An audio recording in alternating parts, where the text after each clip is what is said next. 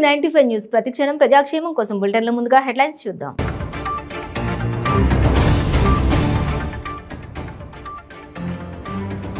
MLA Etela Rajender కు why category భద్రత, ప్రాణహాని ఉన్నదన్న నేపథ్యంలో ప్రభుత్వ నిర్ణయం.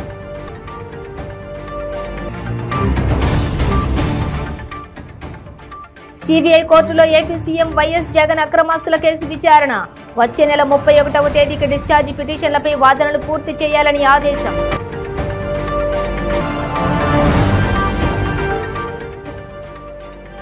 భద్రాద్రి కొత్తగూడెం జిల్లాలో డిహెచ్ గడల శ్రీనివాస్ జన్మదిన వేడుకలు.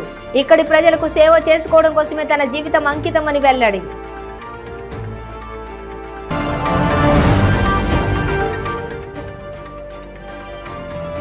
వైసీపీపై భగ్గుమన్న జనసేన నేత నాదెండ్ల మనోహర్. వైసీపీకి ఎక్స్పైరీ డేట్ దగ్గర పడిందని కామెంట్. డీటెయిల్స్ చూసే మహారాష్ట్రలో ఓ బస్సులో మంటలు చెలరేగి 25 మంది ప్రయాణికులు సజీవ దహనమయ్యారు. మరో 8 మంది తీవ్రంగా గాయపడ్డారు. వారి పరిస్థితి కూడా విషమంగా ఉన్నట్లు తెలుస్తోంది. 32 మంది ప్రయాణికులతో యావత్పాల్ నుంచి పూణే వెళ్తున్న బస్సు బుల్దానాలోని సమృద్ధి మహామార్గ్ ఎక్స్ప్రెస్ వైపే వెళ్తుండగా ఒక్కసారిగా మంటలు అంటుకున్నాయి. ఈ తెల్లవారుజామున 2 గంటల ప్రాంతంలో జరిగింది ఈ ఘటన. మంటల ధాటికి బస్సు పూర్తిగా కాలి బూడిదైంది. సమాచారం అందుకున్న వెంటనే ఘటనా స్థలానికి చేరుకున్న పోలీసులు క్షతగాత్రులను బుల్దానా ప్రభుత్వ ఆసుపత్రికి తరలించారు.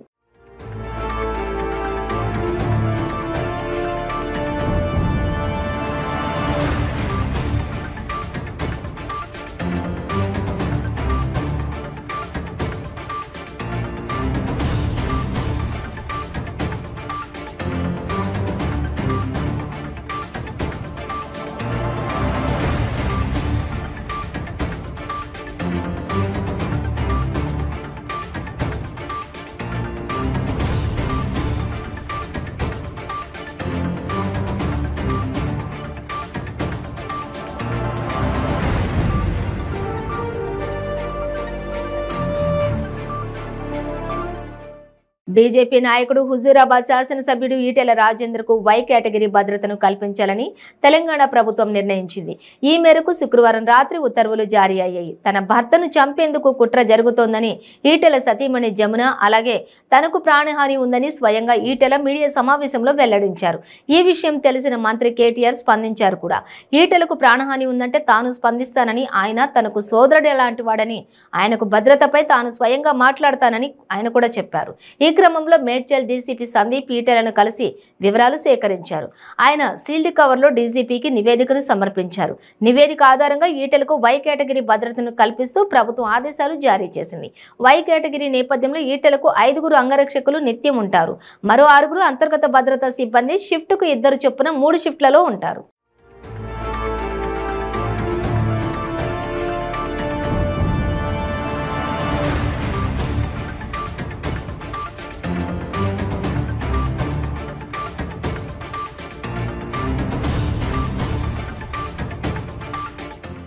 ఏపీ సీఎం వైఎస్ జగన్ అక్రమాస్తుల కేసు విచారణ సిబిఐ కోర్టులో జరిగింది. ఈ సందర్భంగా డిశ్చార్జి పిటిషన్లపై వాదనను వచ్చే నెల 31వ తేదీకి పూర్తి చేయాలని ఆదేశించింది. తద్వారా జగన్ అక్రమాస్తుల కేసు విచారణ సిబిఐ కోర్టులో వేగవంతమైంది. జగన్ అక్రమాస్తుల కేసుపై టీడీపీ పలుమార్లు ప్రశ్నించింది. ఇతర కేసుల్లో విచారణ త్వరగా జరుగుతున్నప్పటికీ జగన్ ఆస్తుల కేసులో లేదని ఆరోపణలు చేసింది. అయితే ఇప్పుడు ఈ కేసులో వేగం కనిపించడం గమనార్హం.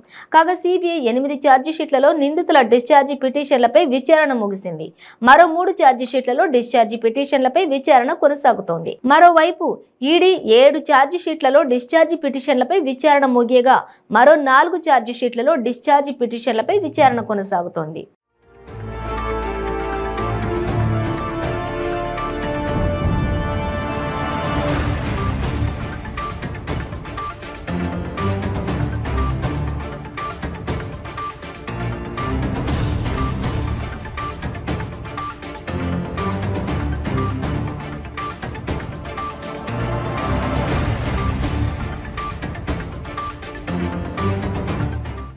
భద్రాద్రి కొత్తగూడెం జిల్లాలో అంగరంగ వైభవంగా తెలంగాణ రాష్ట్ర హెల్త్ డైరెక్టర్ గడల శ్రీనివాస్ పుట్టినరోజు వేడుకలు జరిగాయి.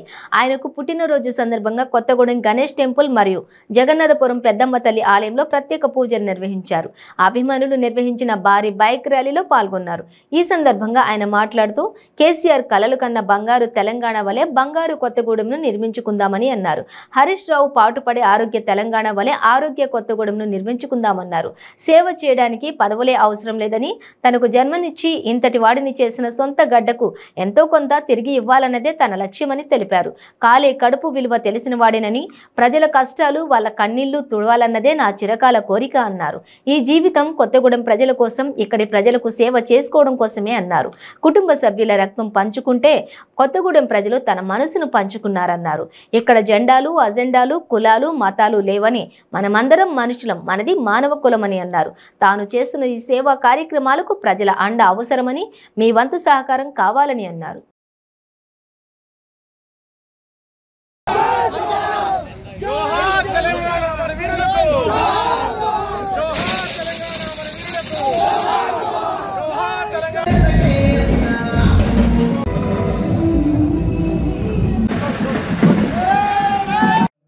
వైద్యపరంగా సుమారు 30,200 మందికి మెగా హెల్త్ క్యాంప్స్ ఈరోజు కొత్తగూడెం, పాల్వంచ, సుజాతనగర్ మండలాల్లో మనం పెద్ద ఎత్తున నిర్వహించుకున్నాం.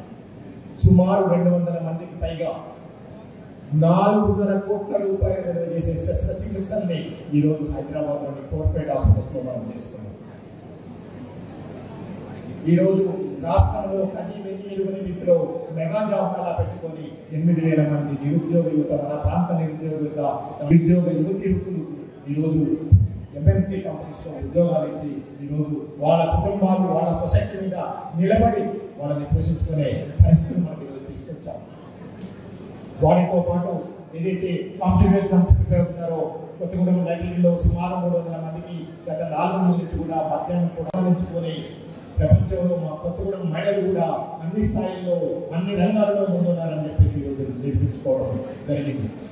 కొత్తగూడెం గడ్డ, సింగరేణి అడ్డ, ఈ సింగరేణిలో ఉన్న కార్మికులు అనుకోండి, కేటీపీఎస్లో ఉన్న కార్మికులు అనుకోండి, నవభారత్లో ఉన్న కార్మికులు అనుకోండి, వాళ్ళందరినీ సత్కరించుకోవడం అనేది ఈరోజు రాష్ట్రంలో 24 గంటలు కూడా కరెంటు పోకుండా నిర్విఘ్నంగా మనకి కరెంట్ ఇక్కడ వస్తుందంటే మా కేటీపీఎస్ ఎంప్లాయీస్ పుణ్యం, మా సింగరేణి ఆఫీస్ ఎంప్లాయీస్ ఏదైతే కార్మికులు వాళ్ళు నిరంతరం పెట్టుకొని పెట్టుకొని సుమారు 300 మందికి పైగా ఈ కేటీపీఎస్, సింగరేణి, నవభారత్ ఎంప్లాయీస్ తో పాటు ఈరోజు మా హమాలి అసోసియేషన్ కానివ్వండి, ఆటో అసోసియేషన్ కానివ్వండి, భవన నిర్మాణ కార్మికులు కానివ్వండి, అన్ని అసంఘటిత రంగంలో ఉన్న కార్మికులందరినీ కూడా ఈరోజు మనం సత్కరించుకోవడం జరిగింది.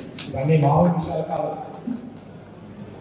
అండ్ అంతేందుకు ఈరోజు కొత్తగూడెం ప్రాంతంలో కొన్ని వార్డుల్లో, కొన్ని గ్రామాల్లో నీటి ఎద్దడి ఉంటే సుమారు 6 ట్యాంకులు పెట్టి 3 నెలల నుంచి నిర్విఘ్నంగా ప్రతిరోజు వందలాది ట్యాంకులు డ్రిప్లో పంపించేసేసి ఈరోజు నా ప్రాంత ప్రజలకు మనం సేవలు అందిస్తూ ఉన్నాం. అలాగనే వేసవి కాలంలో సుమారు నాతో పాటు ఉన్నారండి. నేను చేస్తున్న సేవా కార్యక్రమాల్లో మీరు పాల్పంచుకోండి. అంతే తప్పితే దయచేసి ఎలాంటి అడ్డంకులు సృష్టించండి. ఇప్పటి వరకు మీరు చేసిన సేవలు చాలు. ఎందుకంటే మీరు ఈరోజు నేర్చుకోవచ్చు, కానీ ఇక్కడ వచ్చిన వేలాది మంది ప్రజల మనసులో నుంచి, ఇక్కడ తెలంగాణ కొత్తగూడెం నియోజకవర్గంలో ఉన్న లక్షలాది మంది హృదయాల్లో నుంచి వాళ్ళకి మనసులకి దగ్గరైన నన్ను తీయగలరా?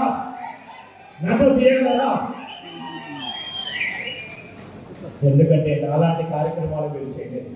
ఎందుకంటే నేను ఆ కుటుంబాలకి ఒక పెద్దలని, ఆ కుటుంబానికి ఒక పెద్ద కొడుకుని. నా కంఠంలో ప్రాణం ఉన్నంత వరకు నా తమ్ముళ్ళు వేలాది మంది యువకులు ఈరోజు పెద్ద ఎత్తున ర్యాలీ, పాల్వంచలో ర్యాలీ చేస్తుంటే అనేక అడ్డంకులు సృష్టించారు, జెండాలు పీకేశారు.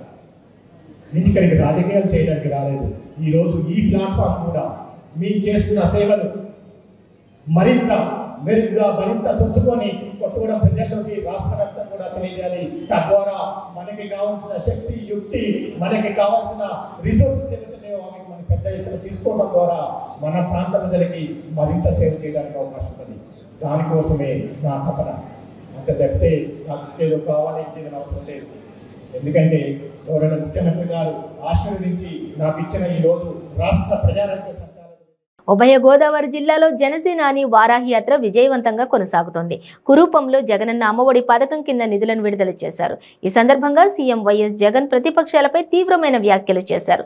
ముఖ్యంగా జనసేన పార్టీ పైన, జనసేనాని పవన్ కళ్యాణ్ పైన తీవ్ర స్థాయిలో విరుచుకుపడ్డారు. పూనకం వచ్చిన వాడిలా ఊగిపోతాడని, ఆయనలా వివాహ వ్యవస్థను అస్తవ్యస్తం చేయలేమని, ఆ పేటెంట్ హక్కులని ఆయనకే సొంతమని అన్నారు. వైఎస్ జగన్ చేసిన వ్యాఖ్యలపై జనసేన పిఎస్సి చైర్మన్ కౌంటర్ ఇచ్చారు. వైసీపీకి ఎక్స్పైరీ డేట్ దగ్గర పడిందని, 2024 తర్వాత ఆ పార్టీ అధికారంలో ఉండబోదని అన్నారు. ప్రజలకి ఇటువంటి ముఖ్యమంత్రి ఉండడం చాలా దురదృష్టకరం, బాధాకరం. ఒక రాష్ట్ర ప్రభుత్వం ఏర్పాటు చేసిన కార్యక్రమంలో కేవలం వ్యక్తిగత విమర్శల కోసం, ప్రతిపక్షాలపైన దాడుల కోసం సమయం సందర్భం కూడా కనీసం ఆ మాత్రం ఇంకిత జ్ఞానం నిలిన వ్యక్తి ఈ రాష్ట్రానికి ముఖ్యమంత్రి అయ్యాడంటే మనందరం కూడా చాలా బాధతోటి ఈ ప్రభుత్వం ఎటువైపు పోతుందో మనకి అర్థం కాని పరిస్థితిలో ఇబ్బంది పడుతున్నాం. వాస్తవంగా ఈ జరిగే కార్యక్రమం పాఠశాలలో చదువుకున్న విద్యార్థుల కోసం, రాష్ట్ర ప్రభుత్వం నుంచి అందిస్తున్న ఆర్థిక సహాయం కోసం బటన్ నొక్కే కార్యక్రమం ఈరోజు ఆయన చేశారు. ఆ కార్యక్రమంలో భాగంగా పిల్లలకి వాళ్ళ భవిష్యత్తు కోసం చక్కటి ఆలోచనతోటి తల్లిదండ్రులకు ఒక మంచి సందేశం, నాడు నేడు అనేది కార్యక్రమం వీళ్ళు ప్రతిసారి గొప్పగా చెప్పుకుంటారు. ఇదేనా వాళ్ళ నాడు నేడు కార్యక్రమం? ఇదేనా మీ సంస్కృతి? పవన్ కళ్యాణ్ గారు లారీ పైన తిరిగితే మీకేంటి ఇబ్బంది? రాష్ట్ర ప్రజలు ఎదురు చూస్తుంది. మీరు కూడా ఒకరోజు లారీ పైన తిరుగుతారు, కార్లో తిరుగుతారని. మీరు హెలికాప్టర్ పైన తిరుగుతున్నారు కదా, ఎక్కడ సమస్యలు పట్టించుకున్నారు? వ్యక్తిగత విమర్శలు చేయాల్సిన సందర్భం అసలు ఇది కరెక్టా? అసలు ప్రభుత్వ కార్యక్రమంలో 6 కోట్ల రూపాయలు వీళ్ళు ప్రభుత్వ నిధులతోటి కార్యక్రమాలు ఏర్పాటు చేసుకుని కేవలం ప్రతిపక్షాలపైన, పవన్ కళ్యాణ్ గారి పైన ప్రత్యేకంగా విమర్శలు చేయడానికి కోసం వీళ్ళు సిద్ధమయ్యారు. ఒక రాష్ట్ర ముఖ్యమంత్రి ఈ విధంగా మాట్లాడడం సిగ్గుచేటు. కనీసం అతనికి ఇంకిత జ్ఞానం ఉంటే ఆలోచన విధానం మార్చుకుని భవిష్యత్తులో మనకి ఏ విధంగా పెట్టుబడులు తీసుకురాగలుగుతాం, ఏ విధంగా మన ఉపాధి అవకాశాలు కల్పించగలుగుతాం, ఏ విధంగా మన పిల్లలకి ఆదర్శవంతంగా నిలబడతామని ఆలోచించాలి. ఏమైపోయింది మన రాష్ట్రం ఈ రోజున? అసలు ఎవరైనా కూడా ఊహించగలుగుతారా? ఆయన మాట్లాడిన మాటలు ఈరోజు వింటుంటే చాలా బాధ కలిగిస్తోంది. ఆయన ఏమాత్రం కూడా ఆయనలో మార్పు అనేది రాబోయే రోజుల్లో ప్రజలు ఆలోచించి అటువంటి వ్యక్తిని మరొకసారి రాష్ట్రం నుంచి పంపించాల్సిన అవసరం ఖచ్చితంగా ఉంది. 2024లో వైఎస్ఆర్సీపీ ఎక్స్పైరీ డేట్, ఆ మందు ఇంకా చెల్లదు. ఏదో ప్రజల్ని భ్రమలో పెట్టి ఇదే ఏజెన్సీ ప్రాంతంలో ఎంత గంజాయి ఈరోజు వస్తోంది, రాష్ట్ర వ్యాప్తంగా నలుమూల అన్ని గ్రామాలకు ఏ విధంగా పోయింది, దాని గురించి ఆయన మాట్లాడేందుకు? ఎందుకు వైఎస్ఆర్సీపీ నాయకులు లిక్కర్లోనూ, ఇసుకలోనూ, గంజాలోనూ పూర్తిగా కూరుకుపోయారు? దాని గురించి ఎందుకు మాట్లాడేదను? కేవలం రాబోయే రోజుల్లో ఎన్నికలు దగ్గరైనాయి కాబట్టి పవన్ కళ్యాణ్ గారిని టార్గెట్ చేస్తే జనసేన పార్టీకి నష్టం కలుగుతుందనే భావనతోటి ఆయన ఈ విధంగా చేస్తున్నాడు. ధైర్యంగా నువ్వు నిలబడు, ప్రజల ముందు రా, జనసేన పార్టీ సిద్ధంగా ఉంది.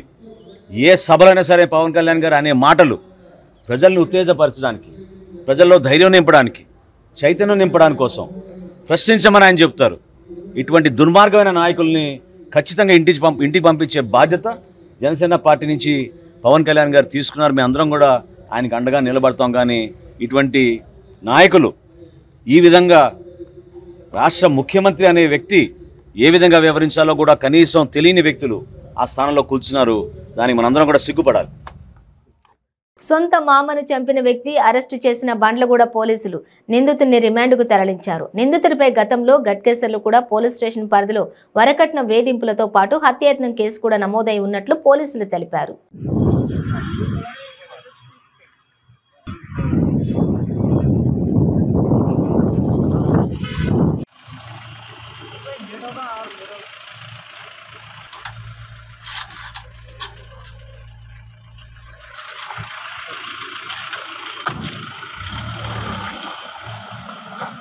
నిన్న మామ అల్లుళ్ళ ఒక అనుమానాస్పద కేసులో అతను మామ వచ్చేసి శేషాద్రి, అల్లుడు పేరు వచ్చేసి కిరణ్ కుమార్, అంతకుముందు అది ఇద్దరు కలిసి పొద్దు నుంచి సాయంత్రం తాగి దాని తర్వాత వాళ్ళిద్దరి మధ్యలో మనస్పర్ధలు ఉండే ఆ మనస్పర్ధల విషయంలో అతనికి లుంగితోని బిగించి చంపినట్లు మనకు తెలిసినది. ఇన్వెస్టిగేషన్ నడుస్తుంది. ఈరోజు అతనికి రిమాండ్ తరలించడం జరిగింది. సీతాఫల్ మండి మల్టీపర్పస్ ఫంక్షన్ హాల్లో ఆర్గనైజర్ గునుకుల దీపిక ఆధ్వర్యంలో యువత రాజకీయాల్లో వ్యాపారాల్లో రాణించాలని నెక్స్ట్ జనరేషన్ లీడర్షిప్ లోగోను ఆవిష్కరించారు. ఈ కార్యక్రమంపై ఆమె మాట్లాడుతూ మహిళ లేనిదే ఈ సృష్టి లేదని, మహిళలు ఇప్పుడిప్పుడే అన్ని రంగాల్లో విజయాలు సాధిస్తున్నారని పేర్కొన్నారు. మహిళా లక్ష్య సాధన కోసం నెక్స్ట్ జనరేషన్ లీడర్షిప్ విశేషంగా కృషి చేస్తోందని తెలిపారు. ఈ కార్యక్రమానికి ముఖ్య అతిథులుగా స్థానిక కార్పొరేటర్ సామల హేమ, టీపీసీసీ అధికార ప్రతినిధి సామా రామ్మోహన్, ప్రొఫెసర్ జ్యోత్స్న నాగేశ్వరరెడ్డి విఠల్ పాల్గొన్నారు.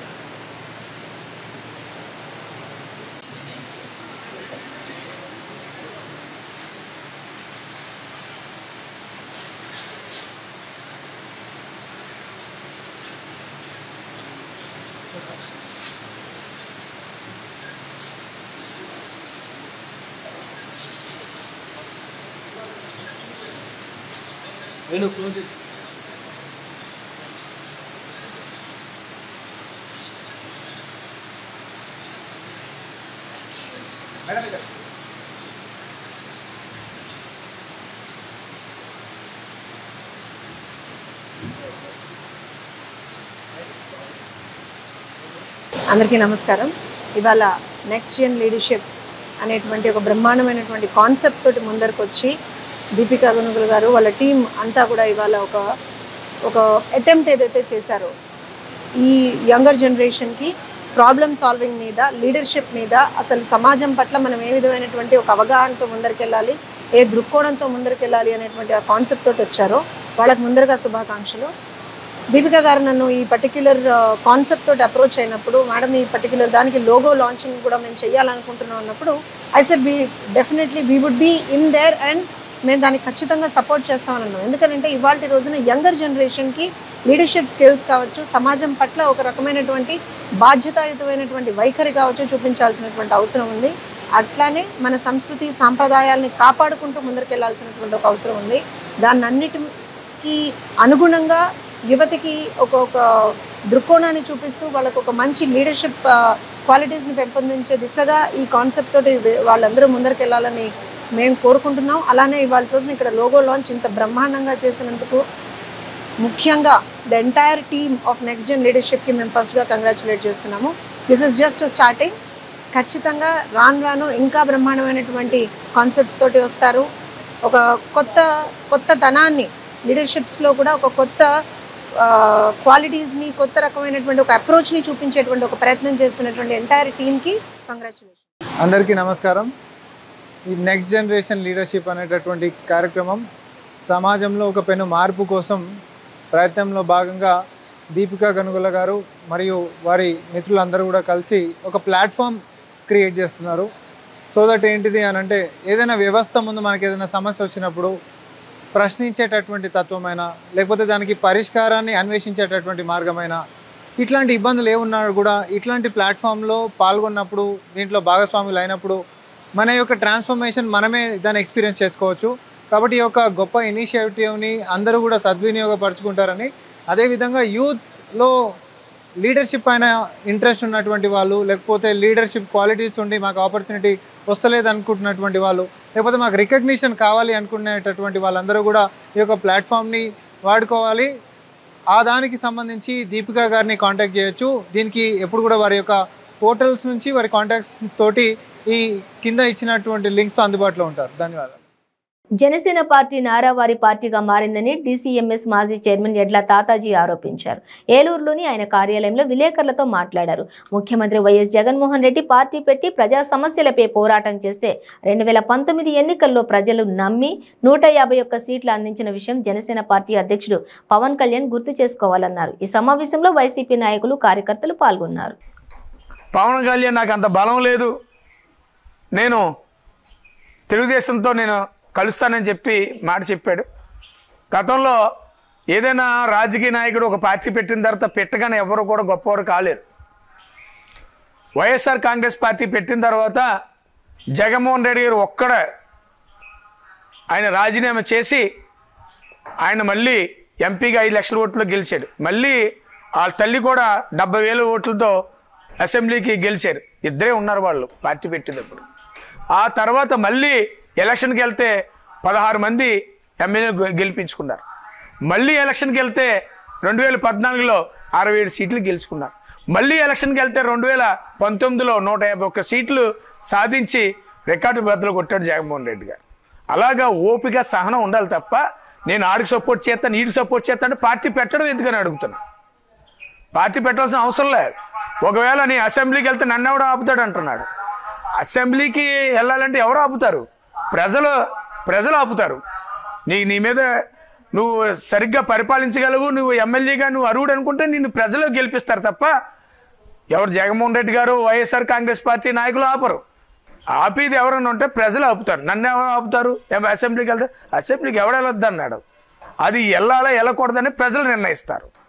అంచేత ఇటువంటి మాటలు మాట్లాడితే అది ఓటమి అంటే తెలియని రాజకీయ చరిత్ర తనదని మాచర్ల వైఎస్ఆర్ కాంగ్రెస్ పార్టీ పిన్నెల్లి రామకృష్ణారెడ్డి వ్యాఖ్యానించారు. 2024లో కూడా మాచర్లలో విజయం తనదేనని ధీమా వ్యక్తం చేశారు. 2009 నుంచి ఓటమి ఎరగకుండా 4 సార్లు ఎమ్మెల్యేగా గెలిచానని గుర్తు చేశారు. 2024లో తనను ఓడించగలిగితే రాజకీయాల నుంచి శాశ్వతంగా తప్పుకుంటానని ప్రకటించారు. ఎమ్మెల్యేగా 4 సార్లు తాను పోటీ చేస్తే తనపై 4 అభ్యర్థులను టీడీపీ రంగంలోకి దించిందని, అయితే అందరూ తన చేతిలో ఓడిపోయారని పిన్నెల్లి రామకృష్ణారెడ్డి ఎద్దేవా చేశారు. మాచర్లలో జరుగుతున్న ప్రతి చిన్న సంఘటనను రాజకీయంగా తనపై రుద్దడానికి ప్రయత్నం చేస్తున్నారని తీవ్ర ఆగ్రహం వ్యక్తం చేశారు. తెలుగుదేశం పార్టీ నేతల బెదిరింపులకు భయపడేవారు ఇక్కడ ఎవరూ లేరని వార్నింగ్ ఇచ్చారు. ఇంకొకటి, నిన్న దుర్గిలో మా ఫ్లెక్సీలు కట్అవుట్ ఉంటే దాని మీద రాలేసిన పరిస్థితి. నిన్న వాళ్ళందరూ నాయకులు వస్తూ మా బార్ దగ్గర ఆపి అక్కడ దీపావళి ముందు మా కాల్ చేసి రోడ్డు మీద అంటే కవ్వించేది కార్యక్రమం. అంటే ఎలక్షన్స్ వస్తున్నాయి కదా, ఏదైనా కవ్విస్తే మా పార్టీ నాయకులు ఏదైనా తిరగబడేదని చేస్తే ఎమ్మెల్యేగా దౌర్జన్యం చేస్తుంది అనేది ఒక లోపల ప్రచారం చేయొచ్చు, ఒక అబద్ధ ప్రచారం చేయొచ్చు అనేది ఎదవ ఆలోచన చేస్తా ఉన్నాం. మీరు వ్యక్తిగతంగా ఎవడైతే మాట్లాడుతూ ఉన్నాడో, వ్యక్తిగతంగా ఎవరైతే కవిస్తూ ఉన్నారో ఓపికతోటి ఉంటాం. అన్ని వీడియోలు వచ్చినాయి, అన్ని రికార్డులు వచ్చినాయి. ఇది ఫస్ట్ హాఫ్ మాత్రమే చూశారు. ఇప్పుడు జరిగింది ఫస్ట్ హాఫ్, ఫస్ట్ పార్ట్. ఎరపతినేందో సహా ఎవడెవరైతే వ్యక్తిగతంగా నన్ను విమర్శలు చేస్తూ ఉన్నాడో, కావాలని వ్యక్తిగతంగా కూడా ఏదో ప్రజలను మభ్యపెట్టడానికి, ప్రజలను తప్పుదోవ పెట్టడానికి మాట్లాడుతూ ఉన్నారు. ఖచ్చితంగా ఎవరిని కూడా వదిలిపెట్టాం. సెకండ్ హాఫ్ చూపిస్తా ఎట్లుంటుందో. ఫస్ట్ హాఫ్ ఇలాగే ఉంటే సెకండ్ హాఫ్ ఎలా ఉంటుందో కూడా చూపిస్తాను. మేము ప్రజలకు జవాబుదారి. ప్రజల నమ్మకంతో మాకు అధికారాన్ని ఇచ్చారు. ప్రజల నమ్మకాన్ని ఒమ్ము చేయకుండా ఇప్పుడు పనిచేస్తాం, రేపు పనిచేస్తాం, ఇంకొక రోజు కూడా పనిచేస్తాం. ఉమ్మడి కర్నూలు జిల్లాలోని కోడుమూరు నియోజకవర్గం కర్నూలు రూరల్ మండలం ఎదురూరు గ్రామంలో వైఎస్ఆర్సీపీ గృహసారథి వైసీపీ కార్యకర్తల అంజిగౌడ్ దారుణ హత్యకు గురయ్యాడు. అంజిగౌడ్ హత్యతో గ్రామంలో అలజడి మొదలైంది. జిల్లాలోని ఫ్యాక్షన్ గ్రామంలో జరిగిన మర్డర్తో గ్రామంలో ప్రజలు భయాందోళనకు గురయ్యారు. గ్రామ సమీపంలోని కేసీ కెనాల్ కాల్వ వద్ద ఉన్న ఎల్ రామన్న చెరువులో గుర్తు తెలియని దుండగులు రాళ్లు కర్రలతో అంజిగౌడ్ను దారుణంగా కొట్టి హత్య చేసినట్లు కుటుంబ సభ్యులు తెలిపారు. పశువుల మేత కోసం గడ్డి తెచ్చేందుకు వెళ్లిన వ్యక్తి ఎంతకు ఇంటికి తిరిగి రాకపోవడంతో కుటుంబ సభ్యులు గ్రామస్తులు గాలించగా చెరువులో శవమై కనిపించాడు. గ్రామ ప్రజలు పోలీసులకు సమాచారం ఇవ్వడంతో కేసు నమోదు చేసి సీఐ శ్రీరామ్ ప్రత్యేకంగా దర్యాప్తు చేస్తున్నారు.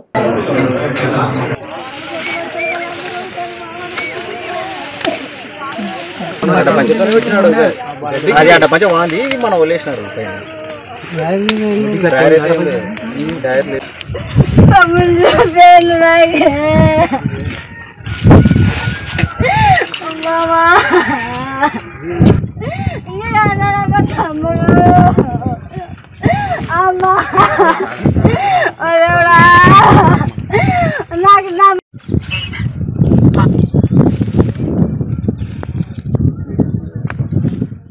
పలాస కాశీబుగ్గ మున్సిపాలిటీ పరిధి 30వ వార్డు ఉదయపురం గ్రామంలో గడప గడపకు మన ప్రభుత్వం కార్యక్రమం నిర్వహించారు. ఈ సందర్భంగా ఆయన ఇంటింటికి పర్యటించి ప్రభుత్వ సంక్షేమ పథకాలను వివరించారు. ఈ సందర్భంగా రజక వీధిలో రేకుల షెడ్డున్న ఓ ఇంటిని గమనించిన మంత్రి తక్షణమే ఇంటి నిర్మాణం కోసం లోన్ మంజూరు చేయాలని అధికారులను ఆదేశించారు.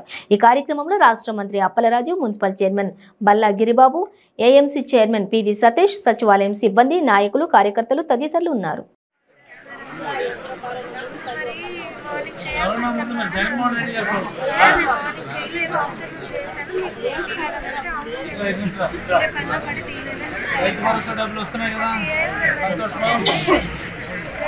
చేతి డబ్బులు వస్తున్నాయి కదా 18,700.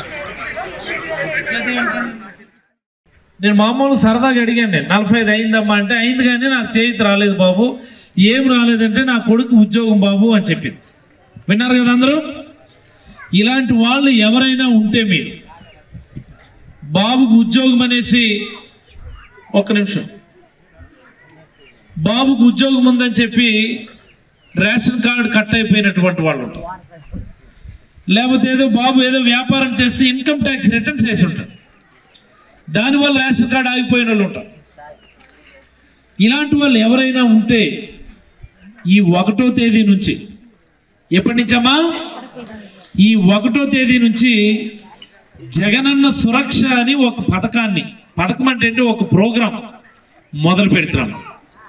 ఈ ప్రోగ్రాంలో భాగంగా రైస్ కార్డ్ స్ప్లిట్టింగ్ అంటే మా బేగము, వాళ్ళ ఆయన, వాళ్ళ అబ్బాయి, వాళ్ళ ఆవిడ, వాళ్ళ పిల్లలు అందరు కలిపి ఒకే కార్డులో ఉంటాం. ఒకే కార్డులో ఉండడం వల్ల ఈవిడికి పెన్షన్ రావాల్సింది రావడంలా, లేకపోతే ఏదో పథకం రావడం లేదు. అందుకని రైస్ కార్డు స్ప్లిట్ చేసేయండి బాబు, నేను మా ఆయన వేరేగా ఉంటాం, మా పిల్లలు వేరేగా ఉంటారు అనుకుంటారు. మీరు అది ఎన్నిసార్లు చెప్పినా కానీ మీ వాలంటీర్ చేయడం లేదని ఆయన తిడుతుంటారు మీరు, లేకపోతే వినోద్ తిడుతుంటారు. నేను మా చైర్మన్, వైస్ చైర్మన్ ఎవరు కనిపించి మా చేయి పట్టుకొని ఓరయ్యా మా కార్డు స్ప్లిట్ చేయవురా అనుకుని అడుగుతారు. ఇప్పుడు ఇచ్చామా ఆప్షన్ మీకు. ఏమమ్మా? ఈ 1వ తేదీ నుంచి జరగబోయేటటువంటి సురక్ష ప్రోగ్రాంలో రైస్ కార్డ్ స్ప్లిట్టింగ్ అనేది ఎవరెవరైతే అర్హులు ఉన్నారో వాటన్నిటిని కూడా పూర్తి చేస్తాము. మరి అలాగే రైస్ కార్డ్ స్ప్లిట్టింగ్ అయిపోయి ఉంటుంది, అయినా కానీ పెన్షన్ రాదు. ఏమనంటే నీ కొడుకు ఇందులో మ్యాపింగ్ అయిపోయినాడు అంటారు. ఇలా ఉన్నాడు కదా, పేరేంటారు మర్చిపోయాను, హరి చెప్తుంటాడు మీకు, నీ కొడుకు మ్యాపింగ్ అయిపోయినాడు అందుకే నీకు రావడం లేదు, ఫ్యామిలీ మ్యాపింగ్ సెపరేట్ చేస్తే తప్ప అవదమ్మా అనేస్తాడు. ఆ ఫ్యామిలీ మ్యాపింగ్ కూడా ఈ 1వ తేదీ నుంచి వేరు చేస్తున్నాం. బులెటిన్ ముగించే ముందు హెడ్లైన్స్ మరోసారి.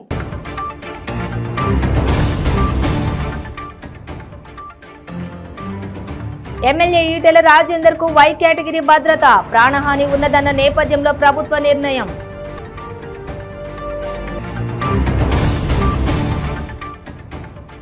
సిబిఐ కోర్టులో ఏపీ సీఎం వైఎస్ జగన్ అక్రమాస్తుల కేసు విచారణ, వచ్చే నెల 31వ తేదీకి డిశ్చార్జి పిటిషన్లపై వాదనలు పూర్తి చేయాలని ఆదేశం.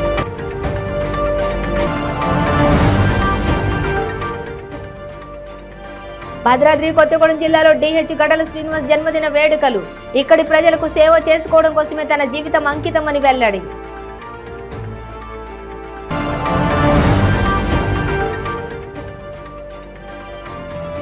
వైసీపీపై భగ్గుమన్న జనసేన నేత నాదెండ్ల మనోహర్, వైసీపీకి ఎక్స్పైరీ డేట్ దగ్గర పడిందని కామెంట్. ఇవి బులెటిన్ డీటెయిల్స్. చూస్తూనే ఉండండి 95 న్యూస్.